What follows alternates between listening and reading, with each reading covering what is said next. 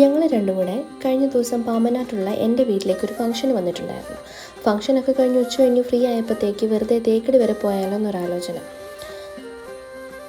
പെട്ടെന്നുള്ളൊരു planning ആയിരുന്നു. ഉച്ച കഴിഞ്ഞ് ഏകദേശം 2 മണി കഴിഞ്ഞപ്പോഴാണ് ഇറങ്ങുന്നത് തന്നെ. ഗൂഗിളിൽ സെർച്ച് ചെയ്തപ്പം ടൈമിംഗ് ഒക്കെ കണ്ടു. മാത്രമല്ല ബോട്ടിങ് മാത്രമില്ല എന്നുള്ളത് അപ്ഡേറ്റ് ചെയ്തിട്ടുണ്ടായിരുന്നു. എന്നാലും സാരമില്ല, വെറുതെ ജസ്റ്റ് ഒരു ട്രിപ്പ് പോലെ പോയിട്ട് വരാമെന്ന് കരുതിയിട്ട് ഞങ്ങൾ രണ്ടും ഇറങ്ങുകയാണ്. ഞങ്ങളങ്ങനെ പെരിയാറെത്തി. ഇത് പെരിയാർ പാലം. അപ്പുറത്ത് വർഷങ്ങൾക്ക് മുമ്പ് ബ്രിട്ടീഷുകാർ പണിത ഒരു പഴയ പാലം കൂടി ഉണ്ട് കേട്ടോ. അങ്ങനെ ഞങ്ങൾ ഫൈനലി കുമളിയിലെത്തി, തേക്കടിയിലെത്തി. നമുക്ക് തേക്കടി കവല എന്ന് പറയുന്ന ജംഗ്ഷനിൽ നിന്ന് റൈറ്റ് തിരിയുമ്പോൾ തന്നെ കുറച്ച് ഫ്രണ്ടിലോട്ട് വന്നപ്പോൾ തന്നെ ഇവിടെ ബോട്ടിങ്ങിൻ്റെ എൻട്രൻസും പാർക്കിങ്ങും അവിടെ തന്നെയാണ് കേട്ടോ.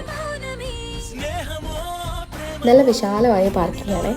ഞങ്ങളവിടെ വണ്ടി പാർക്ക് ചെയ്തിട്ട് നമുക്ക് അപ്പുറത്ത് ടിക്കറ്റ് കൗണ്ടറുണ്ട്, അവിടെ ചെന്ന് നമുക്ക് ടിക്കറ്റ് എടുക്കാം. സത്യത്തിൽ ഇവർ നമ്മളെ ജസ്റ്റ് ഒരു